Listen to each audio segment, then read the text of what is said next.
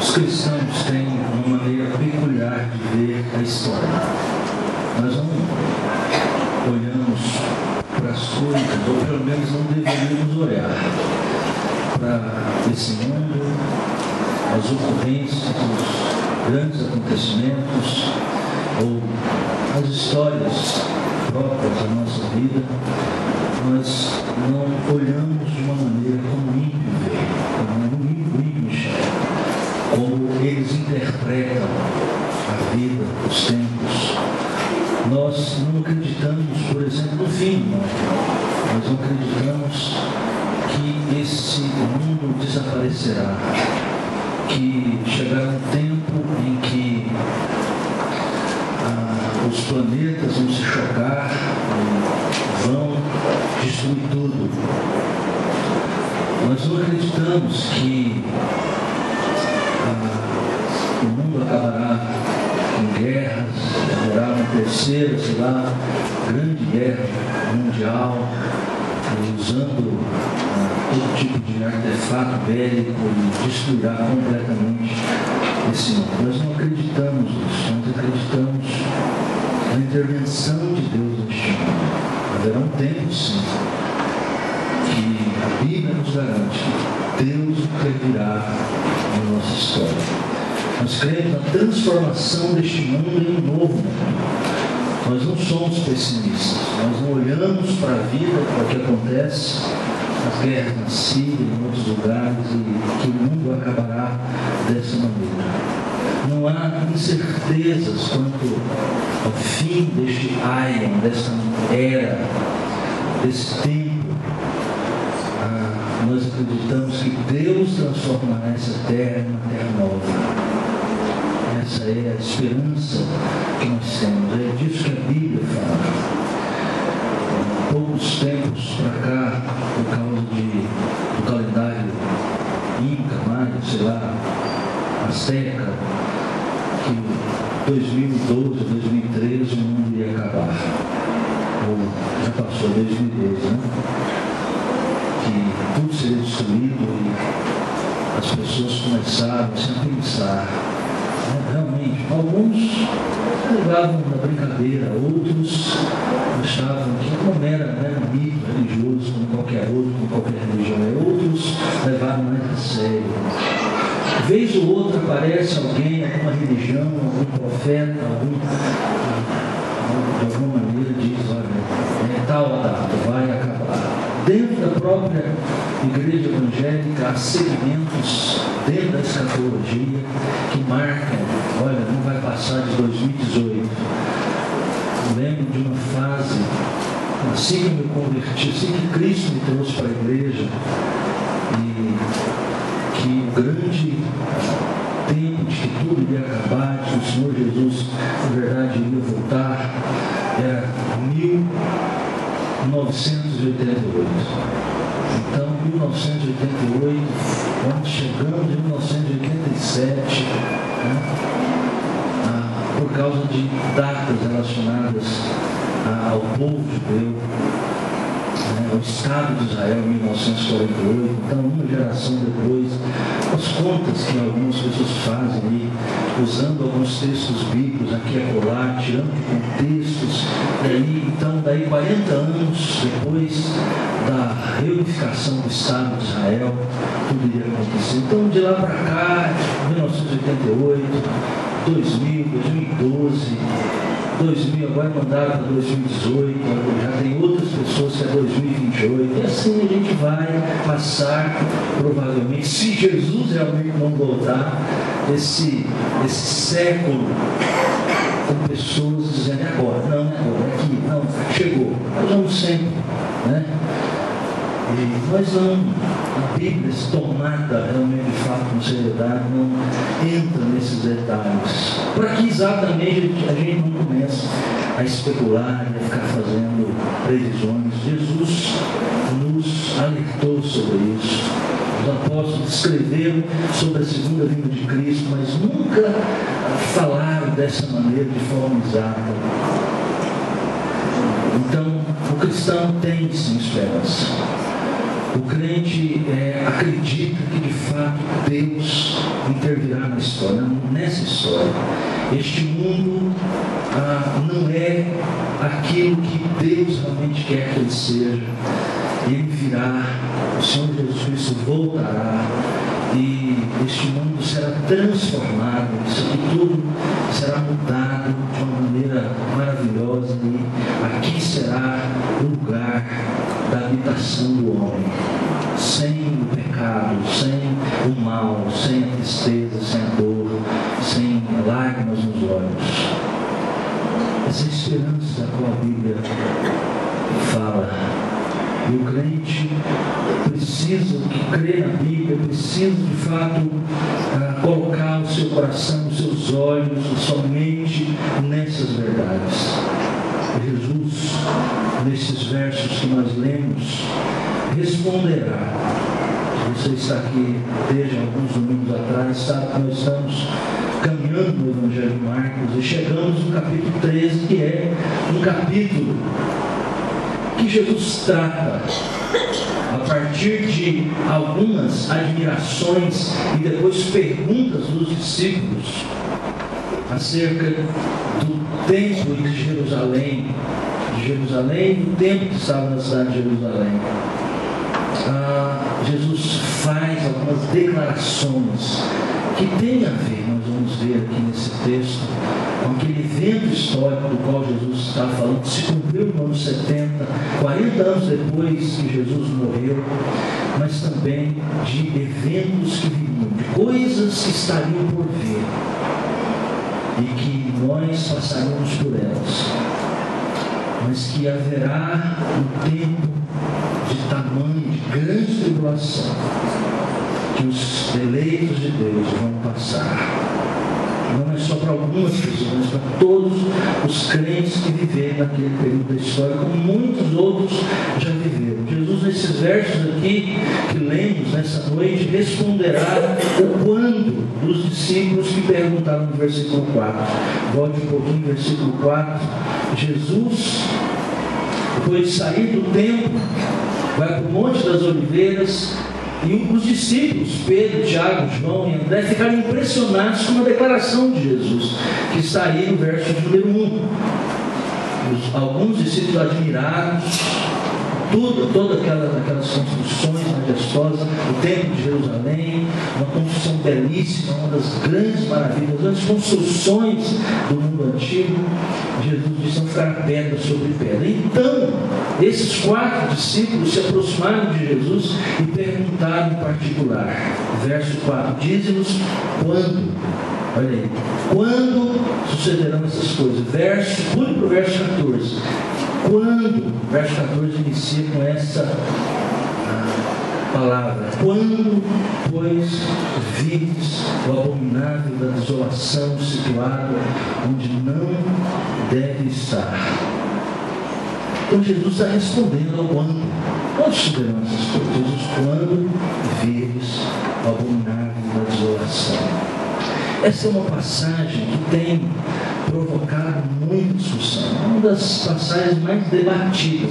Capítulo 13 de Marcos, capítulo 24 de Mateus, que trata do mesmo assunto, a passagem paralela, é sem dúvida uma das passagens mais estudadas, mais discutidas, e por causa disso mesmo, em alguns aspectos, não em todos, mas em alguns aspectos há discordância do que significa, do significado. A questão é a seguinte, e eu sei que mesmo os irmãos estão acompanhando a exposição nesses últimos domingos, e nós vamos continuar em domingos posteriormente. Próximo texto, versos 24 e 27, fala da vinda de nosso Senhor Jesus Cristo propriamente. Nós queremos chegar exatamente nesse ponto. Depois, versos 28 em diante, alguns cuidados que os crentes precisam tomar nesse sentido. E a questão aqui é a seguinte: a que evento Jesus está se referindo nesses versos? Especialmente no verso 14, o problema está aqui, verso 14 ao verso 23. A quem Jesus está se referindo aqui? Ele está se referindo ao tempo da invasão dos romanos em Jerusalém somente. Jesus está se referindo à sua segunda vinda e, na verdade, as coisas que ocorrerão, especialmente o sofrimento, as tribulações que vão ocorrer antes desse grande dia, desse maravilhoso grande dia que Jesus virá e, de fato, consolará o seu povo. Jesus está se referindo à sua segunda vinda. Diante disso, rapidamente eu queria descrever 4 posições para a gente chegar a uma posição bem equilibrada sobre o que Jesus se refere aqui nesse texto. De que tempo ele está falando? Primeiro, há aqueles que dividem o texto. Diz o seguinte: olha, do verso 14 ao verso 18 se refere à destruição de Jerusalém no ano 70, a respeito da qual daqui um pouquinho eu vou fazer algumas descrições do que aconteceu. Então, do verso 14 ao verso 18, né, você tem a sua Bíblia aberta, você que é um bereano, né, os bereanos têm as suas Bíblias abertas, né, e eles olham, eles não engolem o que o pastor fala assim simplesmente. Você tem que olhar na Bíblia, não é isso? Está lá em Atos 17:11, quando Paulo chegou na cidade de Bereia. Ora, os bereanos eram mais nobres, porque eles examinavam as Escrituras todos os dias e eles olhavam se de fato era assim. Paulo pregava, apóstolo Paulo. Não se engane não, esse negócio de apóstolo. Olha na Bíblia. E não é só o versículo que ele está citando, vê o contexto. O apóstolo tal, está na Bíblia. A Bíblia diz, certo? Então olha aí. Aí eles dizem o seguinte: do verso 14 ao verso 18 se refere à destruição de Jerusalém no ano 70 depois de Cristo, ou seja, 40 anos depois. E os versos 19 a 23 se refere à grande tribulação que precederá a segunda vinda de Cristo. Não concordo com essa ideia, porque nós olhamos para esse texto, temos que olhá-lo de uma maneira assim, como uma unidade. Está falando de eventos. Isso seria meio arbitrário. Daqui até aqui fala sobre isso, de lá fica meio uma intromissão nossa ao texto. Essa é a primeira, mas é a primeira posição. Alguns grandes estudiosos defendem isso. Segunda posição, há aqueles que entendem que a seção inteira, do verso 14 ao verso 23, descreve somente a destruição de Jerusalém. Ou seja, aqui não tem nada a ver com o futuro. Aqui tem a ver com o futuro próximo. Esses 40 anos depois que Jesus viveu e morreu ali, 40 anos depois, a destruição de Jerusalém no ano 70, 40 anos depois. O grande problema é que no verso 19 há uma referência a uma tribulação, uma grande tribulação. Tamanho, diz o texto.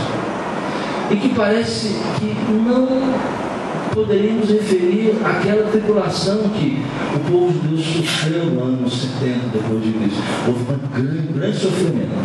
Mas se a gente comparar, por exemplo, com o que aconteceu com os próprios judeus, em 1939, de 1939 a 1945, na Segunda Grande Guerra,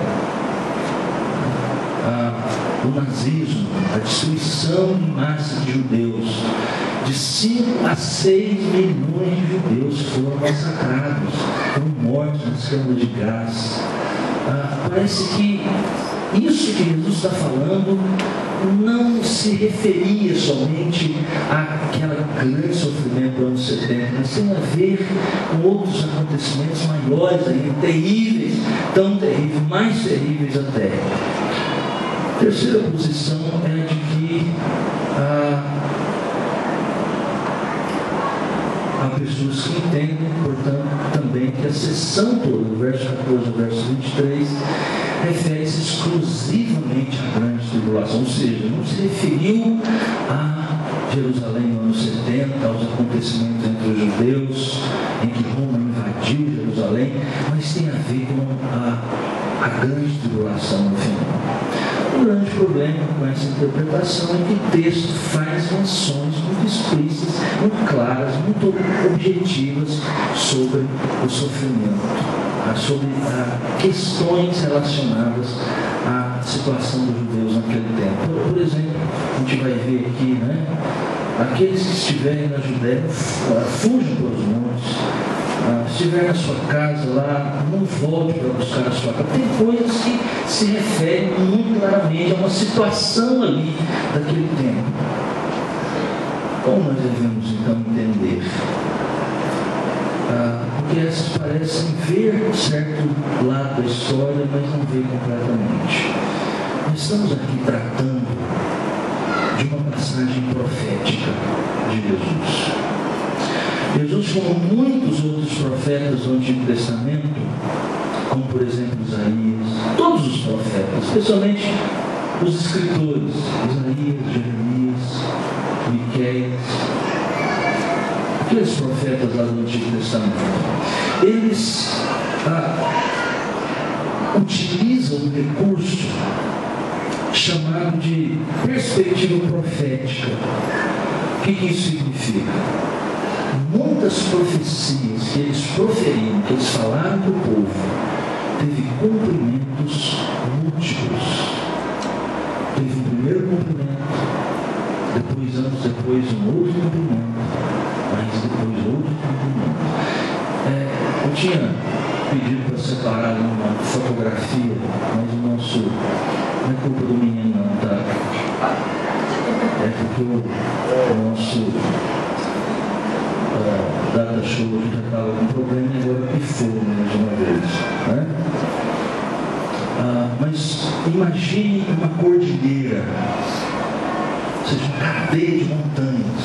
Se você olha numa foto, pense lá, você assistindo um filme daqueles que mostram assim, aquelas cordilheiras.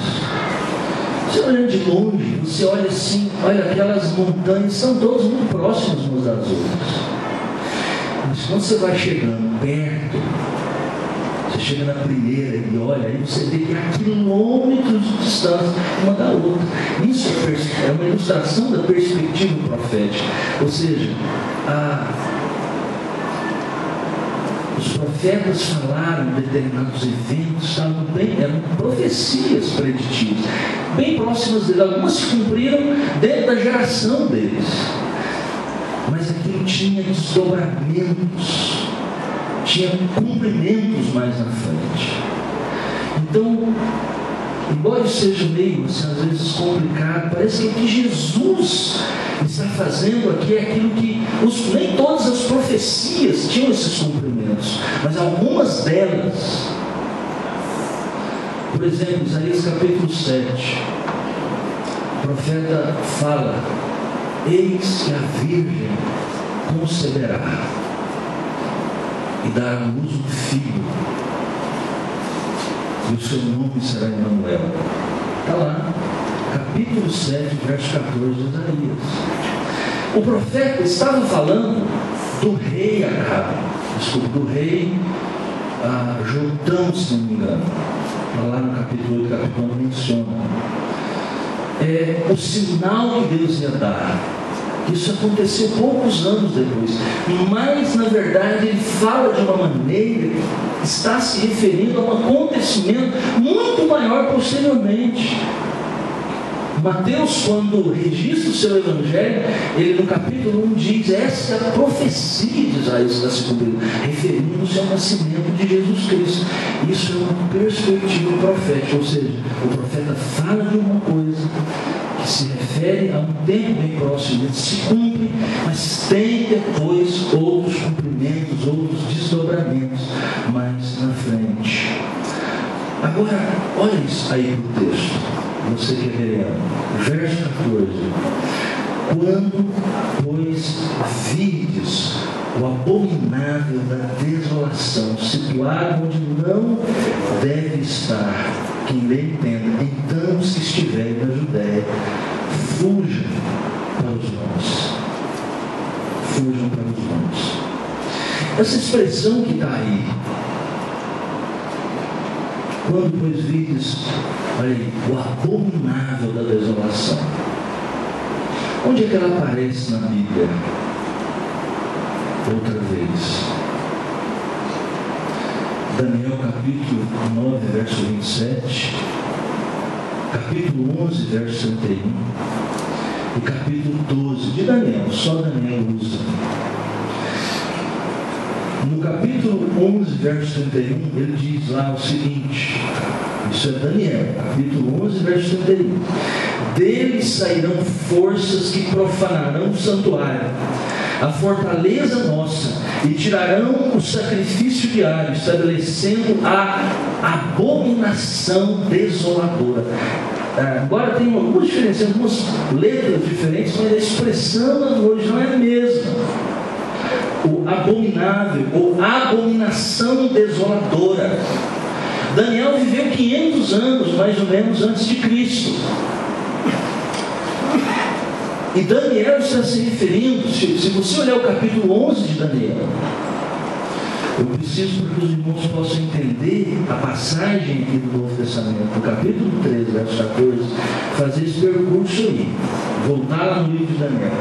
Se você olhar, depois você pode ver isso na sua casa, no capítulo 11 de Daniel, nós temos ali uma interessante profecia de Daniel, falando de reinos que a partir do restabelecimento de Jerusalém, lá no passado, 500 anos antes de Cristo, quando o povo voltasse para a terra da promessa, porque tinham sido levados em exílio, haveriam alguns reis que se levantariam e outros reis se levantariam.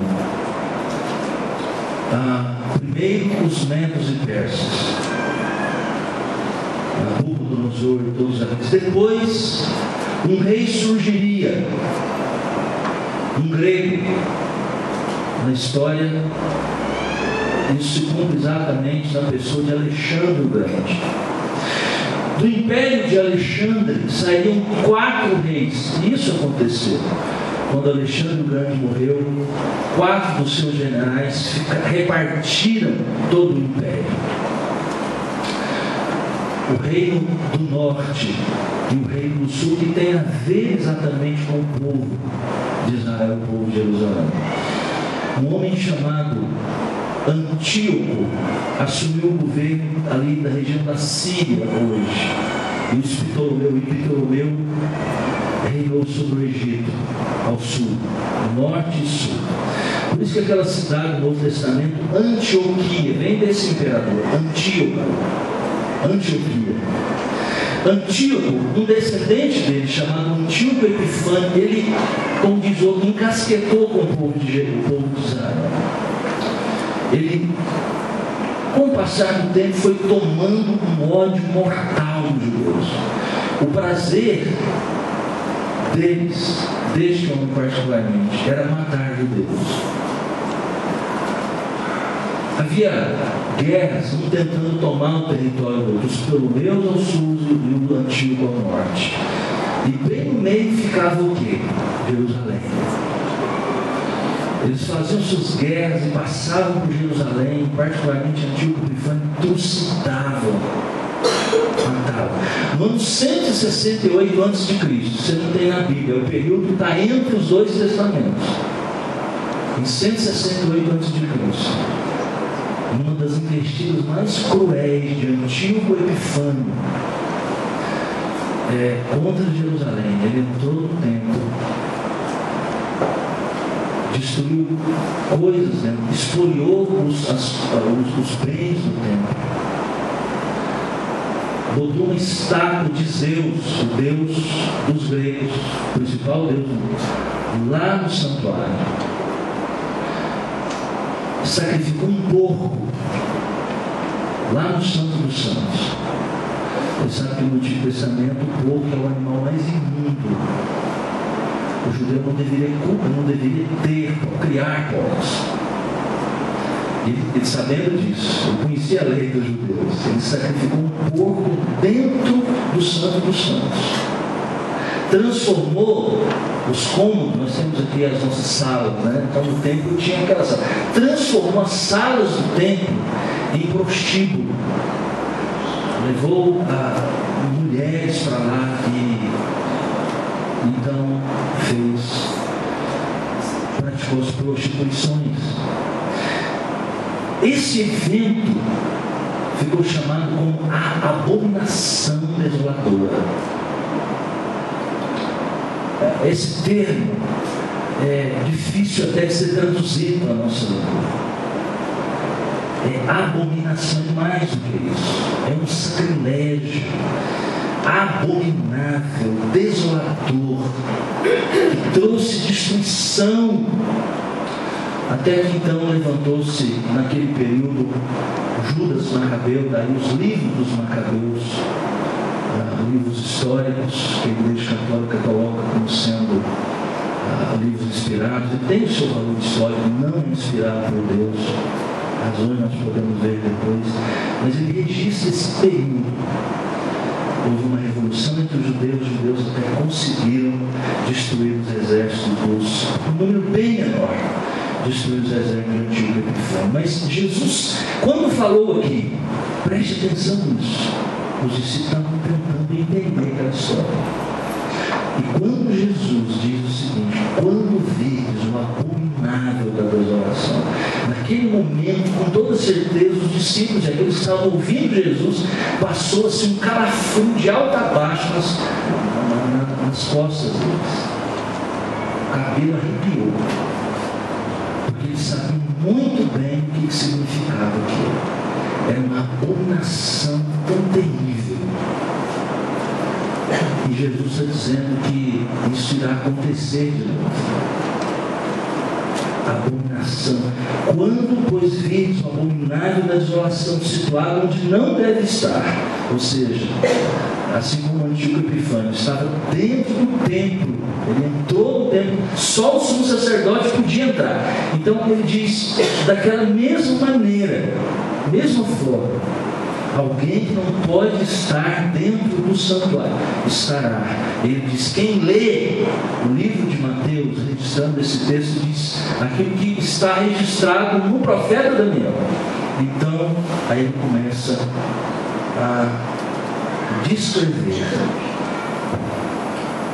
aqui as coisas que eles deveriam fazer em situação como essa. Veja, irmãos, Jesus está aqui tomando de uma profecia de Daniel, utilizando aquela profecia para falar do que vai acontecer no ano 70, depois de Cristo, mas também de coisas que virão no futuro. Ele usa isso para falar de uma tribulação que acontecerá, que ocorrerá antes da vinda de nosso Senhor Jesus Cristo. Um pouquinho só para vocês entenderem o que aconteceu no ano 70. Tem mencionado no ano 70 depois de Cristo. É que essa abominação desoladora acontecerá novamente. Os judeus eram um povo, naquele tempo, não vou falar nada agora, para não me acusarem de antissemitismo, né? Mas naquele tempo, um povo de dura cerviz. Deus mandou seus profetas, falou desde manhã até a noite, como diz o profeta Jeremias, para que eles se arrependessem dos seus pecados, voltassem para Deus, mas eles não se importaram, até que Deus disse então, basta. No ano 60, e nesse período todo, o povo judeu extremamente incomodado em ficar debaixo de um jugo de um império como o Império Romano. Eram gentios. E eles cobravam impostos. Então começaram revoluções. No ano 66, vem um general de Roma, filho do imperador, chamado Tito. Vem descendo, destruindo cidade por cidade. Toda a resistência é abafada. As cidades estavam todas tomadas. Chega no ano 66, ele faz um cerco em Jerusalém. E muitas pessoas, diz o historiador Eusébio, que aos verem o que estava acontecendo, lembraram das palavras de Jesus, cristãos, e foram embora. Mas muitas pessoas, dos judeus, que não acreditaram nas palavras de Jesus, o que eles fizeram? Correram para Jerusalém. A cidade ficou abarrotada de gente. Porque também tinha aquela imagem na cabeça de que o templo de Jerusalém iria proteger. O templo é o templo de Deus. Deus está no templo. E correram para Jerusalém, para perto do templo. A cidade de Jerusalém estava abarrotada de gente. Era um tempo de festas também. Fechou os portões de Jerusalém, foram para Jerusalém, e lá dentro o exército de Tito em volta. E eles esperando, Deus virá. O Senhor manifestará com poder. E não faltaram, por isso que Jesus menciona aqui, falsos cristos, falsos profetas, dizendo: não, fiquem tranquilos, tudo vai dar certo, no final tudo vai dar certo. Deus intervirá, Deus irá. Jesus tinha falado: não ficará pedra sobre pedra.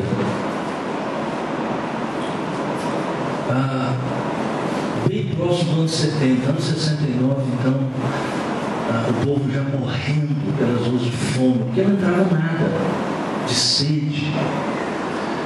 Derrubaram os muros, entraram em Jerusalém, derrubaram os principais edifícios, destruíram o templo, mataram os velhos, as mulheres grávidas, violentaram as meninas, as moças, mataram os homens ao fio da espada. Foi uma das maiores carnificinas que se viu na história. O historiador José, que é um judeu que viveu nesse período, escreveu 2 livros: a história dos hebreus e a história das guerras dos hebreus. Ele era um general, inclusive, mas ele parece que bandeou para o lado dos romanos, e eles deram alguns privilégios. Ele foi para Roma e morreu lá, depois desse tempo. E escreveu contando essa história. Se você ler, há às vezes alguns exageros de José, mas se você ler, você chora. As atrocidades que foram feitas. Calcula-se que mais de 1 milhão de pessoas estavam dentro da cidade de Jerusalém naquele tempo. Não sobrou, segundo José, sobrou 95 mil pessoas.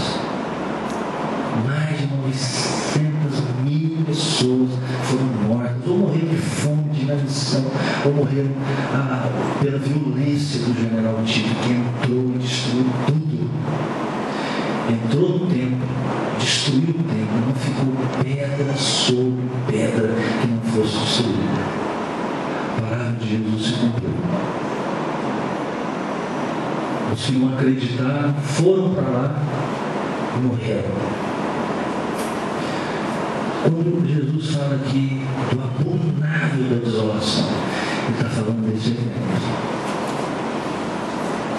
mas também de um tempo no fim dessa era, de tamanho sofrimento que pode ser comparado a isso. Veja rapidamente aí as atitudes que Jesus exige, verso 14, parte B ao verso 16. Olha as atitudes que eles deveriam ter, aqueles que viveriam nesse tempo. Os que estiverem na Judéia, diz ele, fujam para os montes. Ou seja, quando eles vissem os exércitos descendo, já tinham tomado toda a região norte, então descendo ali para o sul, para Jerusalém. Olha, ao verem aquilo, fujam. Fujam para os montes, defendam, em outras palavras. Verso 15: os que estiverem na casa, no irado, uma parte lá da casa que os judeus sempre tinham em suas casas, olha, não desça, vá embora, não pegue nada, não vai ter tempo para isso. Depois, os que estiverem na fazenda ou no campo, não volte atrás para buscar a capa, vá embora, não espere. Em outras palavras, Jesus está dizendo: olha, cuide da vida de vocês.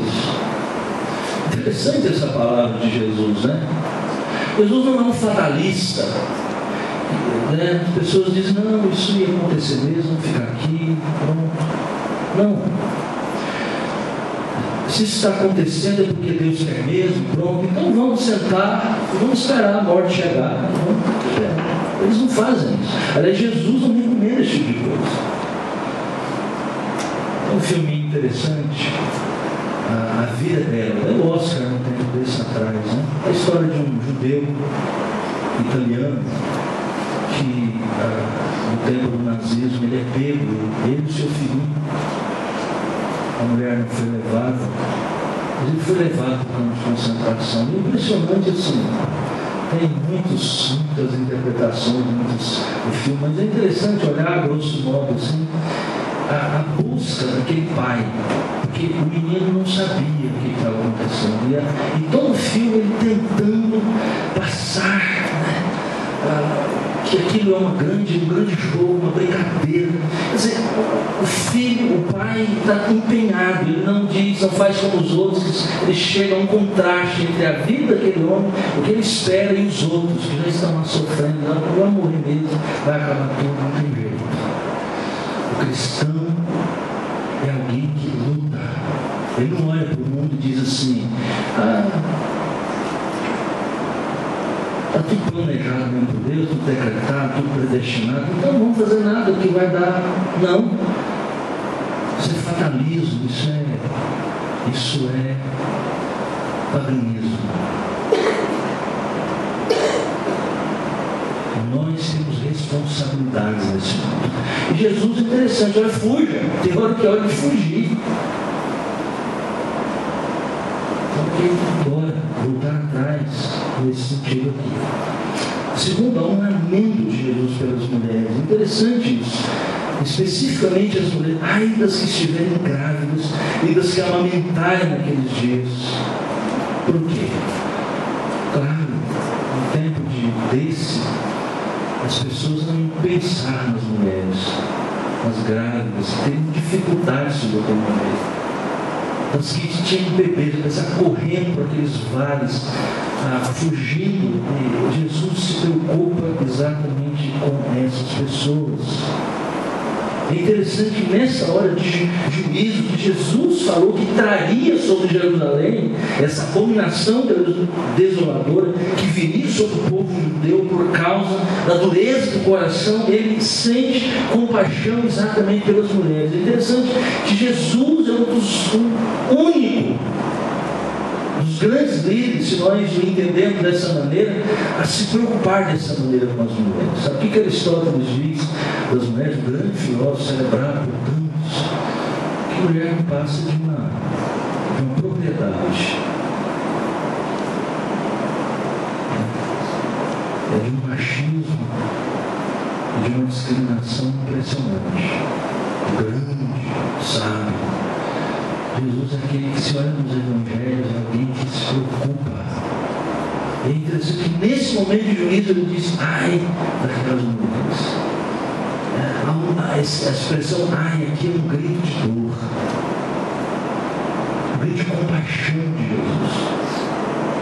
Terceiro, você vê uma recomendação de Jesus aos crentes, verso 18 e verso 19, porque muitos ficaram lá dentro, certamente da cidade. Ele diz assim, orai para que isso não suceda no inverno. Por que no inverno? Porque os riachos que estavam sequinhos ali, no inverno é o tempo das chuvas, do degelo do monte. E enchia toda aquela região, aqueles igarapés, aqueles córregos estavam secos durante o tempo da seca. Agora estariam cheios, eles orai para que isso não se dê no inverno, porque a dificuldade de fugir será muito maior. E mais ainda, porque aqueles dias, é aqui que nós entendemos que Jesus está falando, não só de Jerusalém no ano 70, mas também de um tempo no futuro, porque ele diz assim no verso 19, porque aqueles dias serão de tamanha tribulação, como nunca houve desde o princípio do mundo que Deus criou até agora, e nunca jamais haverá. Houve tempos, embora Jerusalém no ano 70 aqueles eventos foram tão terríveis, mas houve tempos depois de muita crueldade maior ainda. Por isso a ideia de que Jesus está se referindo a algo que vai muito além. Ele diz, orai. Nós precisamos estar preparados para esses momentos. A vida cristã é uma vida que envolve sempre, Jesus diz, sofrimento, perseguições. Aqueles que querem viver piedosamente em Cristo serão perseguidos. E haverá um tempo, esse texto está falando disso, de uma tamanha tribulação, os crentes verdadeiros, aqueles que não pularem fora do barco, quando virem a tribulação, quando vier sobre eles a tribulação, será um tempo de separação, será um tempo em que as pessoas realmente revelarão a fé que elas têm. Olha, ainda há aqui o cuidado de Jesus para com os eleitos. Verso 20: não tivesse o Senhor abreviado aqueles dias, e ninguém se salvaria, mas por causa dos eleitos que Ele escolheu, abreviou tais dias. O Senhor, diz o texto, encurtou tais dias. Porque se Ele tivesse encurtado, ou seja, então esse período será um período muito pequeno, porque senão ninguém suportaria tamanho sofrimento. E diz ele que por causa dos eleitos de Deus, não por causa dos judeus, por causa dos eleitos de Deus, por causa da igreja verdadeira de Jesus Cristo, Ele abreviou tais dias. E por último, versos 21 a 23, nós temos aí uma advertência quanto aos perigos. O verso 21: então, se alguém vos disser, eis aqui o Cristo, ou ei ali, não acrediteis. Gente, em tempo de sofrimento, em tempo de perseguição, em tempo de angústia, de dor, é o tempo mais propício, é o solo mais fértil para surgirem falsos cristos, falsos profetas. As pessoas são desesperadas. E é interessante que a mensagem do falso profeta, você pode olhar isso lá no Antigo Testamento. Jeremias enfrentou cara a cara falsos profetas. É o tempo lá quando Deus falou que iria levar o povo em cativeiro para a Babilônia. Da mesma maneira, o exército cercando Jerusalém, mas isso bem antes aqui desse evento de Jerusalém, no ano 70. E gente lá, falsos profetas, pagos pelos reis. Sabe, essa coisa de religião e política, sempre um grande problema. Então, alguns profetas, que eram profetas do rei, ele encomendava a mensagem dos profetas, os profetas falavam, não, paz, segurança, não, vai dar tudo certo, no fim vai dar tudo certo. Não vai acontecer nada não. É um tempo de tribulação, é um tempo de sofrimento. As pessoas gostam de ouvir uma mensagem boa, dizer assim, olha, você vai ser rico, você vai ser próspero, olha, decrete, faça aquilo, faça a campanha dos 70, dos 300, fique aqui 29 dias, 30 dias, olha, você vai ter tudo que você quer. As pessoas gostam disso, adoram isso. Afinal, a vida é ruim. A vida debaixo do sol, disse Salomão, por causa do pecado, não é de Deus, mas a vida debaixo do sol, a vida nessa vida, é marcada por sofrimento. Vemos tragédias. 250 são queimados lá, vivos.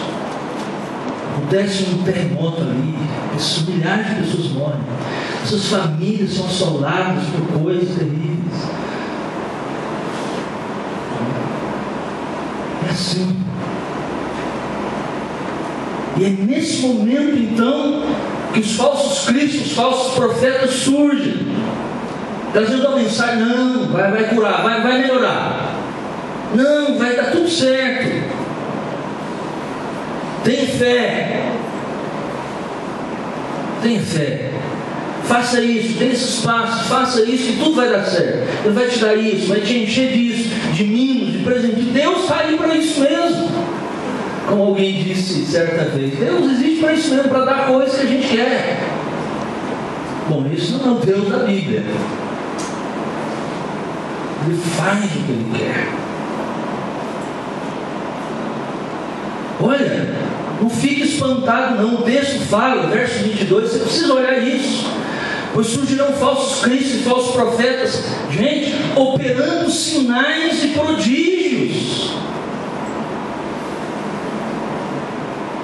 Operando sinais e maravilhas. Falando desse mesmo evento, o apóstolo Paulo, em 2 Tessalonicenses, diz a mesma coisa que Jesus.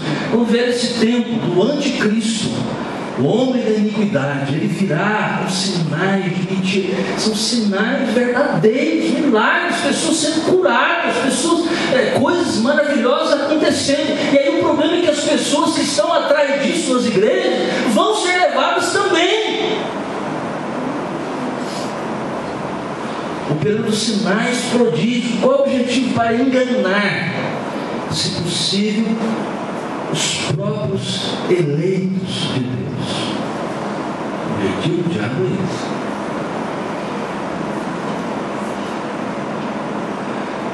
Não precisa dizer mais nada.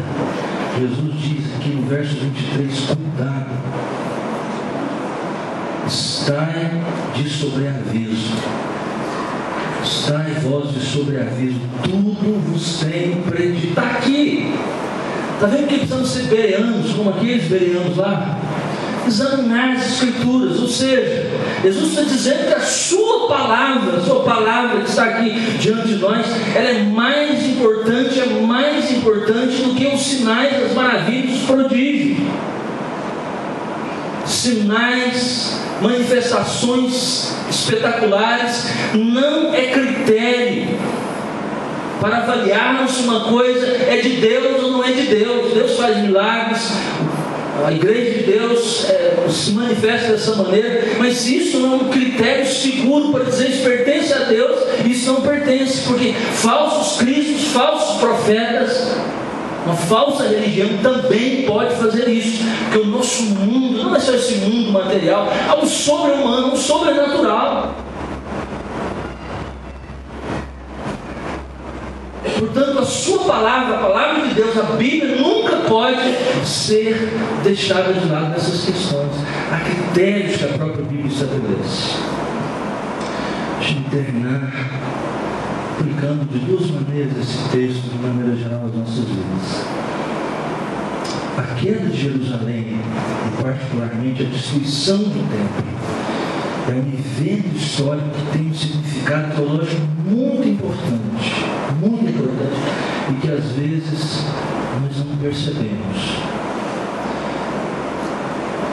A destruição do templo em Jerusalém, no ano 70, isso representava o fim do culto, o fim da religião judaica.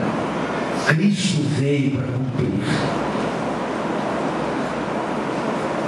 Aquele tempo passou. E aqui foi o juízo de Deus mesmo para acabar, porque até o ano 70, quando foi destruído o templo, o povo, até cristãos, ia para o templo sacrificar, participar de cultos e sacrifícios, como no Antigo Testamento. Aquilo representava anular o que Cristo tinha vindo fazer. Leia o livro de Hebreus, todo o livro de Hebreus está nessa perspectiva, já está mostrando isso. Acabou. Aquilo é passado. E eu fico impressionado, às vezes, nas igrejas evangélicas hoje, usando certos elementos, cultos entrando a arca da aliança, casamentos fazendo certos paramentos, certas coisas, certos objetos. Nos nossos tempos, isso é analfabetismo bíblico teológico. Acabou. A igreja romana tem isso até hoje. Coisas que remetem a um passado que já acabou. Acabou. A destruição do templo tem esse significado. Aquele culto já não serve mais. Se aquele templo estivesse erguido até hoje, certamente já tem uma peregrinação em Israel, né? O povo vai do mundo inteiro para lá, né? Para pegar uma aguinha do Jordão, para se batizar no Jordão, como se aquela água fosse. Imagine se o templo tivesse erguido. para uma idolatria à pedra, coisa que já passou. Hebreus capítulo 4 diz que casa, templo, somos nós, o povo de Deus. Aquilo passou. Não tem sentido mais arca da aliança, não tem sentido mais candelabro, não tem sentido mais pão da proposição. Aquilo acabou. O culto é espiritual hoje. O culto tem a ver, é a pregação da palavra de Deus, a ceia do Senhor ministrada, o canto, os hinos e pronto, passou disso. É utilizar coisas que não são ordenadas na palavra de Deus. Há no mundo evangélico hoje, nas igrejas evangélicas, essa fissura, esse retorno à coisa do Antigo Testamento. O Antigo Testamento tem o seu valor, a sua aplicação, não estou dizendo, é palavra de Deus, mas tem que ser olhada à luz do Novo Testamento, do que Cristo fez. Cristo cumpriu todas aquelas cerimônias antigas, cumpriu tudo. Por isso que a gente não sacrifica animais. Por isso que a gente não tem voto de nazireado, por exemplo, de nazireu. Por isso que nós não temos objetos, isso aqui representa. Não precisa, nós não temos imagens, não precisamos disso.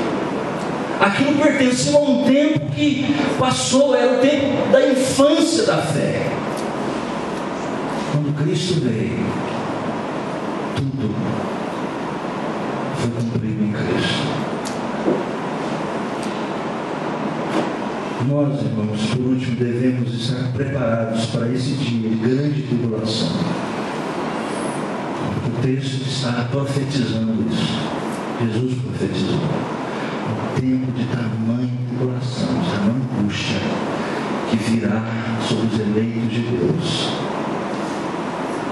E a grande pergunta que a gente precisa fazer nessa noite é a seguinte: você está preparado? Se a sua fé for colocada em questão, você negará a Cristo ou você ficará com Ele? A gente não dimensiona isso muito bem, porque a gente vive num país aberto. Não tem perseguição, você fala o que você quiser, mas isso pode mudar. Pode vir em forma de leis, de uma cultura que vai mudando, se transformando, e que você tem sinais por aí.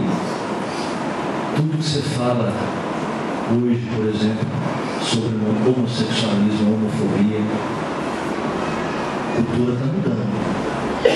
Se você defende a vida, uma gravidez até o final, se você defende a vida de uma criança, junto aquele monte de patrulha secularizada, diz que isso é errado. Se você levanta e defende valores como virgindade para os nossos filhos, que eles devem se casar, virgens devem se casar, isso é alvo de gozação dentro de uma escola, ridículo.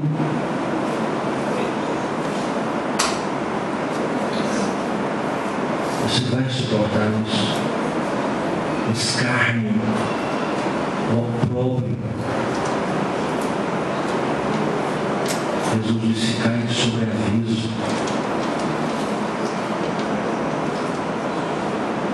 Ficai de sobreaviso. Feche seus olhos, vamos orar. Senhor, nós agradecemos por tua palavra que nos ensina, ó Deus, e também nos desafia a nos comprometermos de forma fiel, verdadeira contigo. Coloca o conteúdo da nossa confiança, da nossa fé em questão nessa noite. Nos desafia a sermos, ó Deus, fiéis a Ti em todos os momentos da nossa vida, não só no prazer, na alegria, mas também na dor, abençoa-nos, ajuda-nos a não negarmos o teu nome em qualquer situação.